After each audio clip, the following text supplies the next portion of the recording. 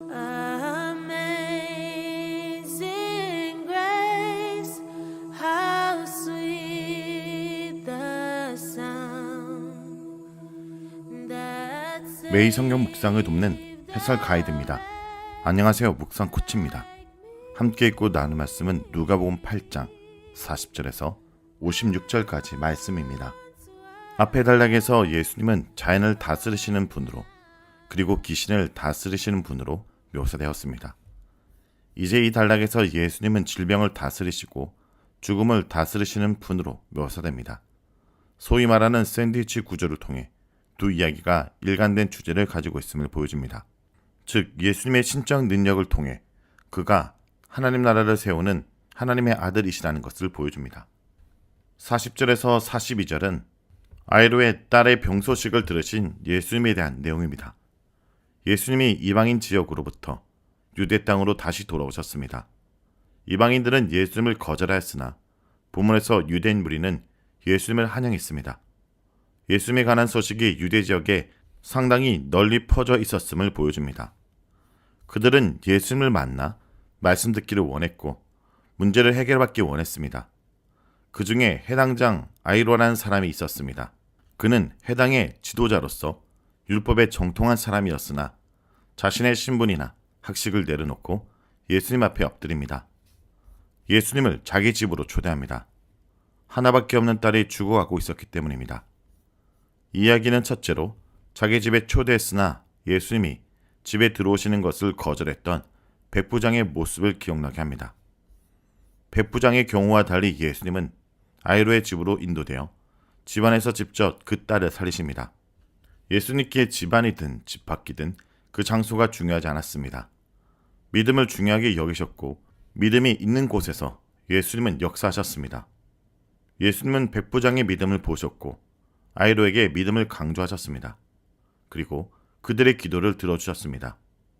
둘째, 이 이야기는 나인성 가보의 하나밖에 없는 아들을 살리신 예수님의 모습을 생각나게 합니다. 나인성 가보와 해당장 아이로의 외아들과 외딸은 대조를 이룹니다. 예수님은 신분이나 상황에 상관없이 고통받는 자가 믿음으로 요청할 때 외면하지 않으시는 분입니다. 나인성 가보를 불쌍히 여기셨고 아이로의 간절한 요청을 뿌리치지 않으셨습니다. 믿음이 있는 곳에서 예수님은 역사하셨습니다. 계속해서 누가복음은 독자들에게 믿음을 격려하고 있습니다. 백부장의 종을 치유하신 이야기, 나인성 가보의 아들을 살리신 이야기, 아이로의 딸을 살리신 이야기 등을 통해 누가복음은 독자들에게 굳건한 믿음을 격려하고 있습니다. 42절에서 48절은 혈증 앓는 여인을 치유하신 예수님에 대한 내용입니다. 무리가 밀려들 만큼 많은 사람들이 예수님을 따랐습니다. 제자들이 예수님의 옷자락을 만진 사람을 분간하지 못할 만큼 사람들이 예수님께 밀려들었습니다. 예수님의 옷자락에 손을 댄 사람은 12년을 혈루증으로 고생한 여자였습니다.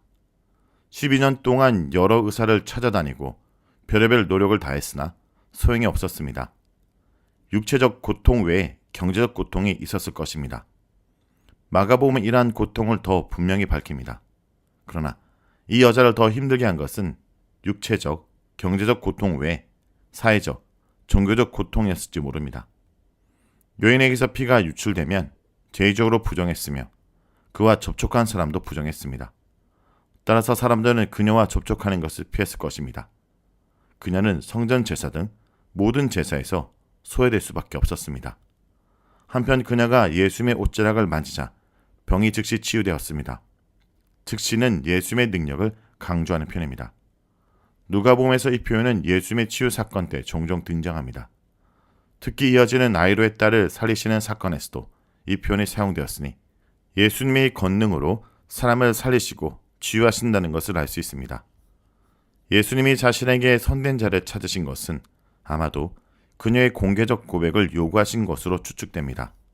다시 말하면 예수님은 그녀가 누구인지 알고 계셨지만 그녀의 공개적 믿음의 고백을 드러내시려 한 것 같습니다. 이런 이유로 그녀가 나타나지 않자 예수님은 계속해서 자신에게 손댄 자를 찾으셨습니다. 이어코 여인은 두려움에 떨며 예수님 앞에 엎드립니다.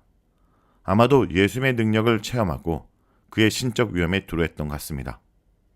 이러한 신적 능력에 대한 두려움은 누가복음에 종종 등장합니다. 그러나 예수님은 두려워하는 여자에게 딸아라고 호칭하면서 구원과 평화를 선언하십니다. 누가복음에서 구원이란 말은 예수님의 발에 향유를 부은 여인에게도, 군대 귀신 들린 남자에게도, 나병에서 고침받아 예수님께 감사하러 온 이에게도, 맹인 거지에게도, 세리 삭개오에게도 사용됩니다. 단순히 육체적 질병 치유를 넘어 영적으로 하나님 나라 백성이 되었음을 암시합니다. 이어지는 평화의 인사도 단순한 인사의 차원을 넘어 예수님의 구원 사역과 연결됩니다. 평화는 누가복음에서 예수님의 성육신의 목적이며 또한 그의 지상 사역의 핵심이고 제자들의 전도 내용입니다. 이런 의미에서 따라라고 예수님이 부르신 것은 예수님과 이 여인이 새로운 하나님 나라 가족 관계에 들어갔음을 시사합니다. 49절에서 50절은 아이로의 딸의 죽음 소식을 들으신 예수님에 대한 내용입니다. 예수님이 혈루증 앓았던 여자와 대하는 사이 아이로의 집에서 그의 딸의 죽음 소식을 알리는 사람이 왔습니다. 이는 아이로가 처음 예수께 왔을 때 딸이 죽어간다고 한 보고가 사실이었음을 증명합니다. 아이로의 딸의 죽음이라는 절망적인 상황에서 사람들은 쉽게 포기합니다. 그러나 예수님은 아이로를 격려하시며 절망 속에서 희망을 품게 하십니다. 예수님은 아이로에게 두려워하지 말 것과 믿음을 가질 것을 권면하십니다. 그러면 딸이 구원을 얻을 것이라 말씀하십니다. 다시 한번 믿음과 구원이 연결되어 나옵니다. 앞서 혈루증을 앓던 여인이 믿음을 통해 구원을 얻은 것처럼 이제 아이로에게도 믿음을 요구하시며 이를 통해 딸이 구원받을 거라 하십니다. 물론 여기서 구원은 딸이 살아나는 것입니다. 그러나 아마도 누가복음 저자는 딸이 단순한 육체적으로 다시 생명을 얻는 데 그치는 것이 아니라 이를 통해 더 큰 하나님의 은혜를 경험하게 될 것임을 암시하고 있습니다. 육체적으로 다시 살아나는 것은 그녀의 영적 여정이 있어 시작에 불과하다는 말입니다. 더 큰 하나님의 구원을 경험하게 될 것입니다. 그런데 이러한 딸의 구원은 아버지의 믿음으로부터 시작합니다. 아버지가 믿음으로 예수님께 간구하고 예수님은 그 믿음을 보시고 그의 딸을 살리십니다. 그러나 믿음의 더 근원적인 시작은 예수님께 있습니다. 딸이 죽었다는 절망적 상황 속에서도 예수님은 아이로를 격려하시며 믿음을 요구하셨습니다.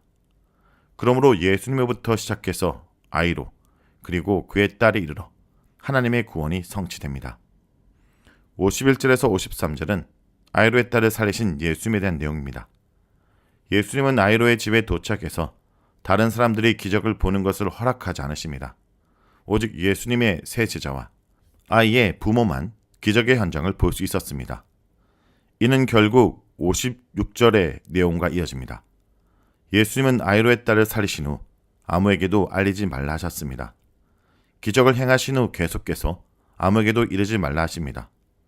아마도 사람들이 예수님이 전하시는 하나님 나라를 오해할 수도 있었기 때문일 것입니다. 그러나 이것은 거라사 강인에게 하신 말씀과 반대됩니다. 아마도 청중 차이 때문일 것입니다. 거라사인 지역은 상대적으로 예수님에 대한 관심이 적은 이방 지역이었습니다. 그러나 유대 지역은 예수님의 소문이 이미 널리 퍼져 백성들에게 상당한 관심과 기대가 있었습니다. 따라서 백성들이 예수님의 하나님 나라를 오해할 소지가 다분했습니다. 한편 예수님이 아이로의 집에 도착하셨을 때 모든 사람이 아이를 위해 우는 것을 볼 수 있습니다. 해당 장과 그의 딸이 많은 사람들의 관심을 받았다는 증거입니다. 이는 혈루증 앓은 여인의 소외와 대조를 이룹니다. 그러나 예수님은 혈루증 앓은 여인을 치유하셨듯 아이로의 딸도 살리십니다. 예수님의 복음이 모든 계층을 포괄하는 우주적 성격을 지났음을 보여줍니다. 예수님은 가부를 불쌍히 여기시고 거지와 온갖 부정한 자들을 돌아보셨습니다. 소외되고 고통받는 가난한 자들에게 긍휼을 베푸셨습니다. 그러나 예수님은 또한 백부장과 같은 이방인 지도자, 해당장과 같은 유대 지도자의 간청도 외면하지 않으셨습니다. 성도 여러분, 믿음이 기적을 만듭니다. 아이로와 혈루증 여인의 이야기는 공통적으로 우리에게 한 가지 메시지를 줍니다. 믿음은 하나님의 능력을 경험하는 통로라는 것입니다. 우리는 인생을 살아가면서 예상치 못한 문제들을 만나게 됩니다. 하지만 그때마다 두려워하지 말고 믿음을 가지고 주님께 나가야 합니다. 아이로처럼 절망적인 순간에도 끝까지 신뢰하는 믿음을 가지기 원합니다. 혈루증 여인처럼 예수님을 붙잡고 담대하게 나아가기 원합니다. 그러할 때 우리는 하나님의 놀라운 역사를 경험하게 될 것입니다. 말씀을 놓고 기도하겠습니다.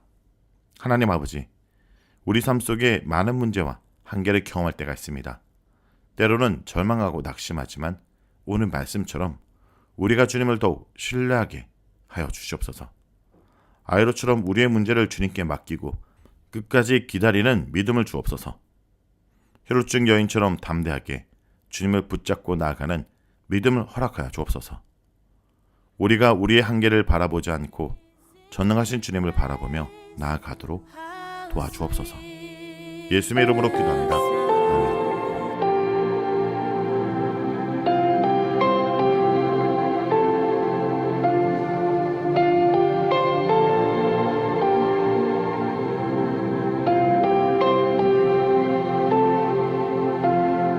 흐르는 시간이 한숨만 남기고 반복된 실패 속 지쳐갈 때 내 맘의 소망이 눈물 조각 될 때 내 곁에 부르시네. 주님의 시선 나를 비추시고 상처난 내 맘 만지